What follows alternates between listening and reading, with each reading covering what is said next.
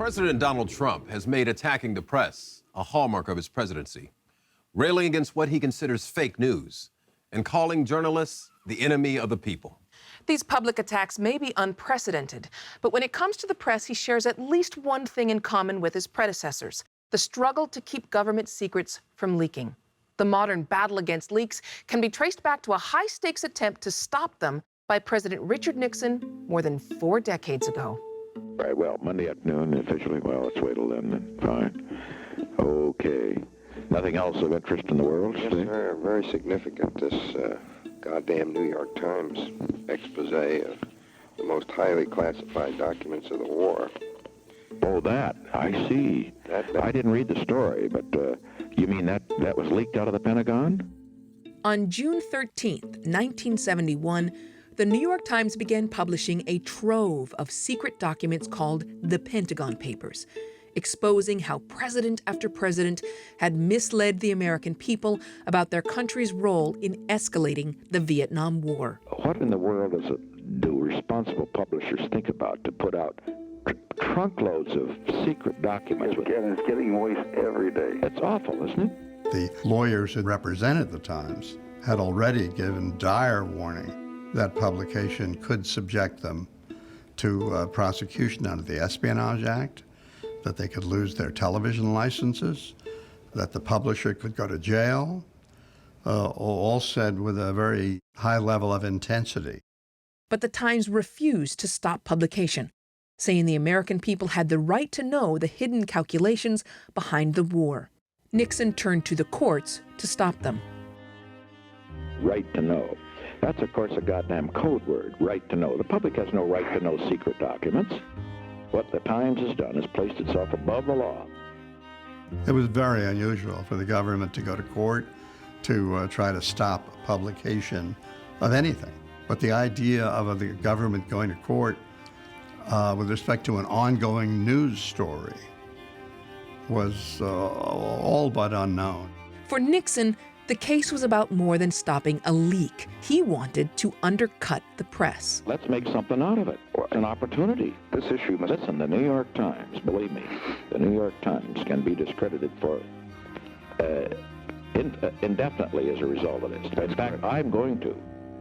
There's more at stake in this debate than one newspaper series or even one major breach of security. Sooner or later, we can expect this issue to come before the Supreme Court, and the question there will be the role of the press in a democracy. The answer came quickly in a 6-3 ruling that affirmed the Times' right to publish the classified reports.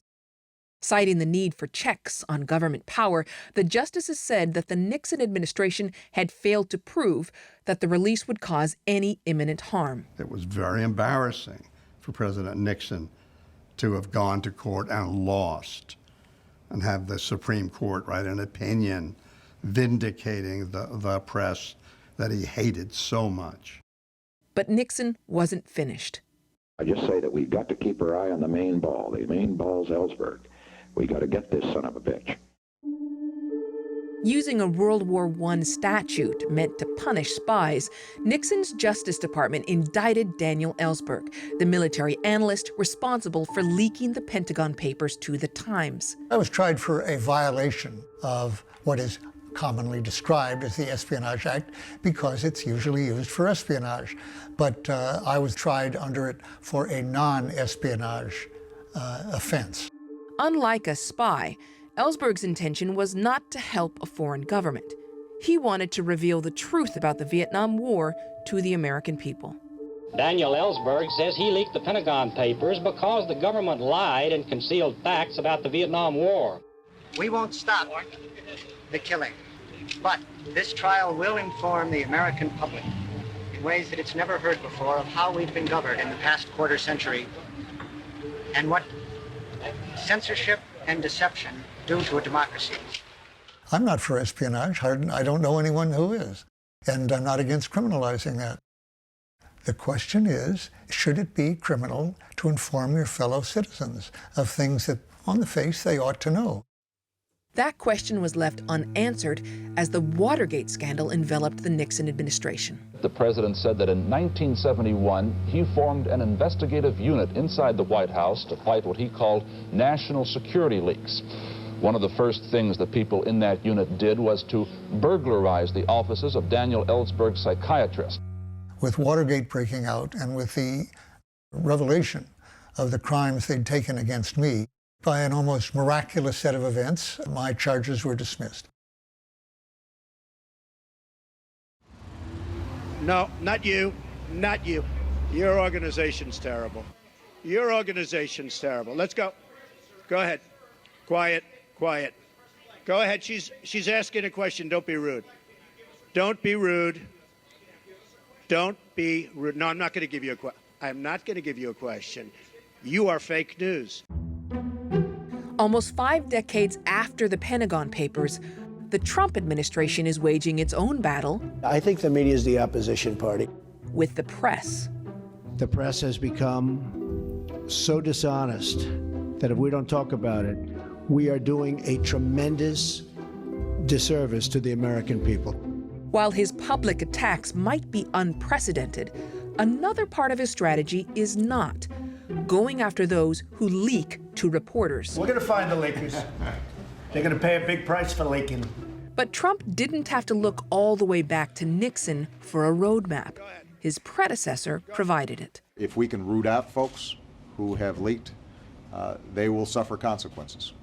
Over a span of 4 years, the Obama administration charged 8 people with violating the Espionage Act for sharing government secrets with the press, more than all previous administrations combined.